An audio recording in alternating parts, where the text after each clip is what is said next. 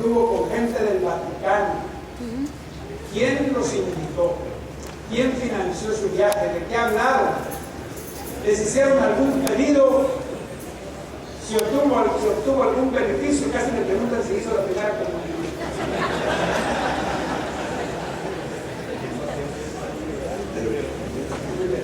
Solicité que esta fuese la primera pregunta a fin de sacarla de la mesa ya de una vez por todas. Si usted quiere un informe detallado en YouTube, alguien puso un informe, me dice mi hija, que alguien puso un informe que yo di, creo que en Bolivia, de alrededor de 1 hora o algo más, donde todos los detalles están. Usted puede obtenerlo a través de internet. La invitación vino del Vaticano, la Asociación General la consideró y el liderazgo de la Iglesia de la Asociación General dijo, si esto tiene como propósito ellos entender quiénes somos nosotros y qué hacemos, vayamos allá. Así que fue en el marco de misión, el compartir quiénes somos nosotros, lo que nos motivó a ir allá. Fue el Vaticano el que invitó. ¿Quién financió mi viaje? La Iglesia Adventista del Séptimo Día, no el Vaticano. ¿De qué hablaron? Hablamos acerca de qué es la Iglesia Adventista, cuál es la misión de la Iglesia Adventista y otros temas de parte de ellos. O sea, era una conversación, nosotros hablamos de nosotros y ellos después de ellos. ¿De qué hablaron? ¿Les hicieron algún pedido? No hicieron ningún pedido. ¿Se obtuvo algún beneficio? Sí, se obtuvo un gran beneficio, porque nosotros no solamente hablamos de la misión de la Iglesia Adventista, sino que también hablamos con ellos acerca del sábado versus el domingo, hablamos acerca de la Biblia versus la tradición, temas de extrema importancia para nosotros como adventistas. Los documentos están archivados en el Vaticano y los nuestros están publicados en la página de internet del Instituto de Investigaciones Bíblicas, de manera que esa información está accesible al mundo entero. Bien, muchas gracias.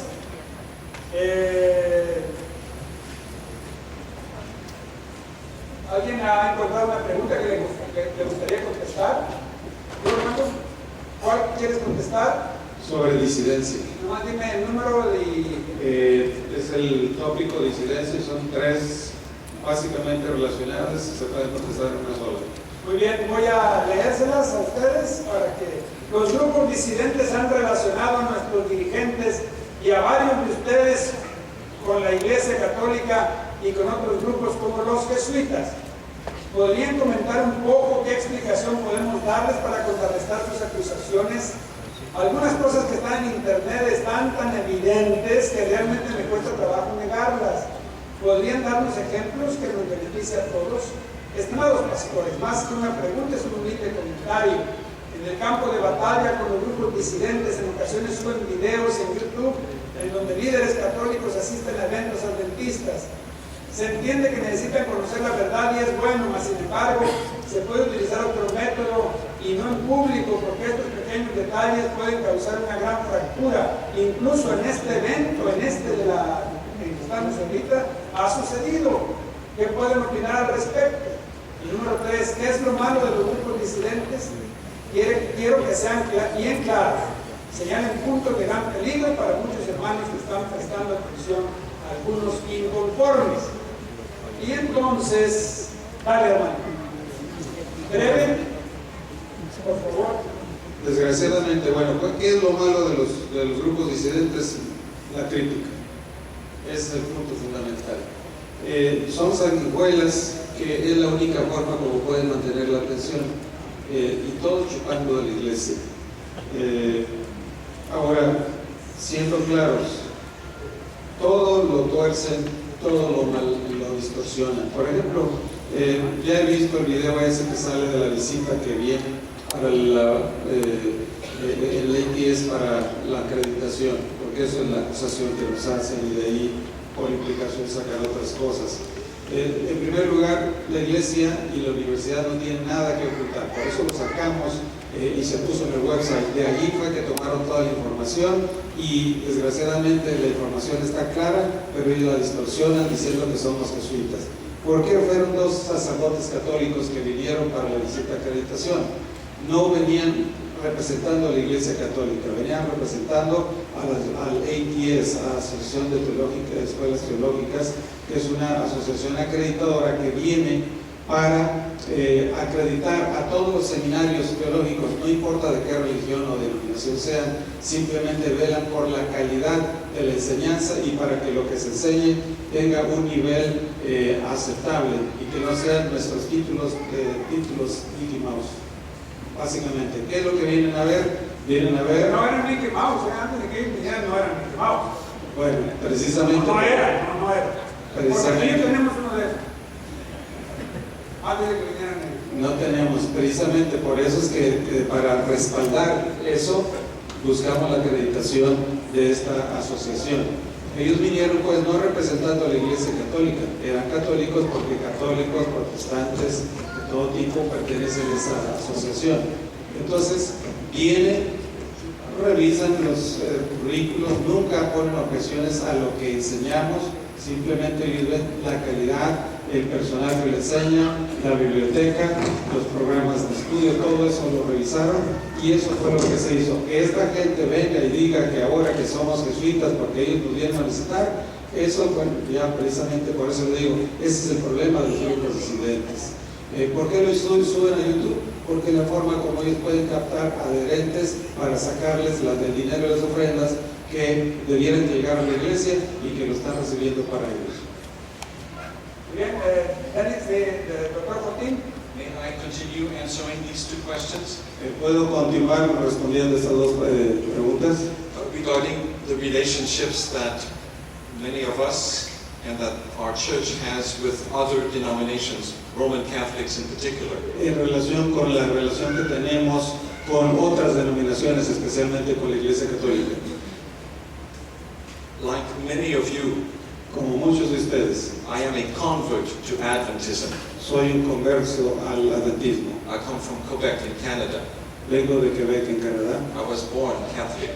Fui nacido católico. And I became an Adventist when I was 18 years old. Y me hice adventista cuando tenía 18 años. So I know much about the Roman Catholic Church. Yo conozco más de la Iglesia Católica. And I wonder sometimes why we are so afraid of Roman Catholics. Y me pregunto por qué tenemos tanto miedo de los católicos. I think many of us have never talked with a Roman Catholic. Tal vez muchos de nosotros ni siquiera hemos hablado con un católico romano, particularly in the United States. Especialmente en Estados Unidos. For many years, I have served on various dialogues and commissions as a representative of the Adventist Church to dialogue with people of other denominations. Por muchos años he pertenecido a comisiones que tienen diálogos con diferentes denominaciones. And I have made some very good friends who are Church of Christ, Lutheran, Methodist, and Catholic.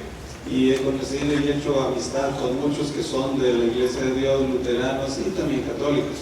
I personally believe that we need to do more of these dialogues and conversations. Yo creo que personalmente que debemos hacer mucho más de este tipo de diálogos y conversaciones. We as a Seventh-day Adventist Church are no longer a tiny little church. Nosotros adventistas ya no somos una iglesia pequeñita. We are in some parts of the world a large church. En algunas partes del mundo somos una iglesia bastante grande. In your own state of Chiapas, right here, en nuestro propio estado de Chiapas, aquí, you have a lot of Seventh-day Adventist members. Tienen ustedes una gran cantidad de miembros adventistas. Probably 500,000 Adventists. Posiblemente medio millón. Including the friends and the children. Incluyendo los niños y los amigos de la iglesia. Our church in these parts of the world is very influential. Nuestra iglesia en estas partes del mundo es muy influyente.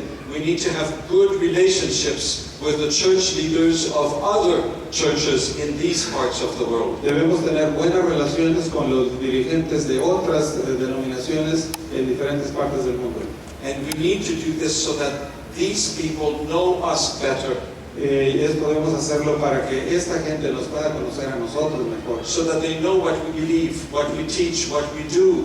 para que conozcan lo que nosotros creemos, lo que nosotros enseñamos y lo que nosotros hacemos, So that they can see us as friends para que nos puedan ver como amigos and also good citizens of the country. y que nos vean también como buenos ciudadanos del país. The more of these conversations we have, the better it is for our people in these parts of the world. Lo más que podamos tener este tipo de conversaciones es mucho mejor, especialmente en estas partes del mundo. So I know that on the YouTube and many websites, people decry or say that it is bad to have these conversations. Yo sé que mucha gente en YouTube ahí reclaman y anuncian de que no debiéramos hacerlo.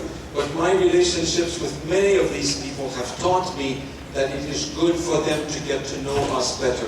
Pero mi experiencia con estas personas me ha enseñado que es bueno que nos conozcan y sepan quiénes somos. I have many friends who now have a much better understanding of Seventh-day Adventists. Tengo muchos amigos que ahora tienen un conocimiento más amplio de quiénes somos los adventistas. And some of my friends are the friends of very important church leaders in these churches. Y algunos de mis amigos son amigos personales de dirigentes muy importantes de estas denominaciones. And they say good things about Seventh-day Adventists because they know me.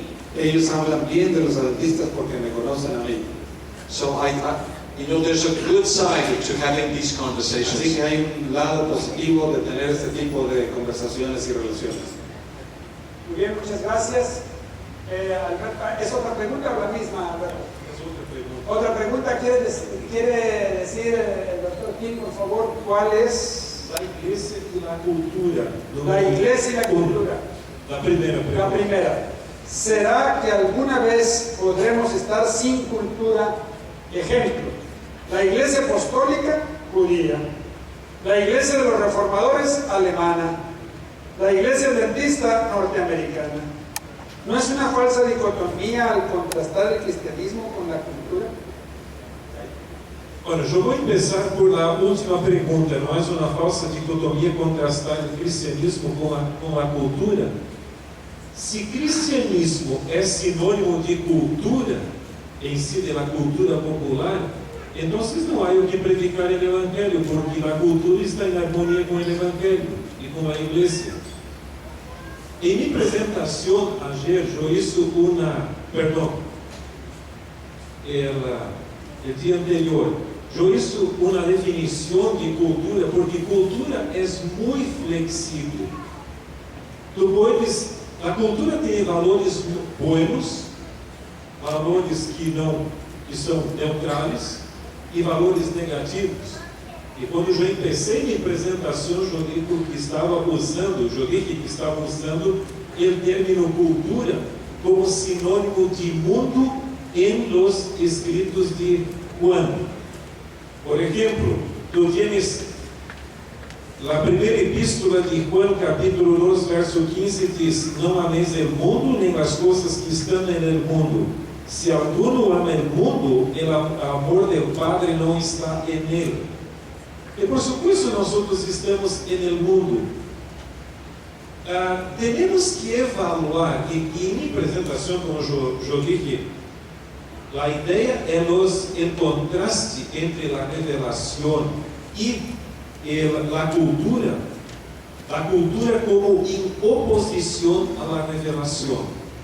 Por supuesto que há muitos elementos da cultura que são neutrais. Não necessitamos viver hoje como uma pessoa em la idade média. Teremos que viver como uma pessoa hoje, mas nem todos os elementos da cultura são elementos em conformidade com a palavra de Deus. Muito da Bíblia é anticultura. E só para concluir, há diferentes formas de relação com a cultura, e Raymond Niebuhr fala sobre isso em seu livro. Há o cristiano anticultura, há o cristiano vítima da cultura. Nós outros temos que ser transformadores da cultura. Por lo tanto, los elementos neutrales podem quedar como estão. Pero aqueles que estão em oposição é mais ou menos a posição do apóstolo Pedro. Antes, nós temos que obedecer antes a Deus do que os homens. Pero não me diga que toda a cultura está em harmonia com a revelação, então estamos em grande problema. Nem aún predicar o Evangelho necessitamos mais. O Evangelho é predicado para transformar a cultura. Muy bien, muchas gracias. Con respecto a la autoridad de la iglesia, Pastor Galicia, para mover hacia aquel lado te voy a hacer una pregunta, Agustín. ¿Cómo hacer entender a un hermano acerca de la autoridad de un anciano? Por favor, danos algunos ejemplos. Dice aquí la pregunta. Me parece para las diferentes actividades, también para las diferentes organizaciones de la iglesia. Y cómo se usa esa autoridad, para que la gente entienda. Porque también yo pienso, tú preguntaste cómo enseñarle a la iglesia hermano, acerca la autoridad de un anciano. de un anciano, solamente que también había que enseñarle al anciano cuál es su autoridad y los límites de la misma, Claro. para que eso funcione en ambas direcciones. Muy bien, Pastor Ángel Manuel Rodríguez. ¿Por qué solo los ministros ordenados pueden bautizar cuando en la iglesia primitiva todos tenían la facultad de hacerlo?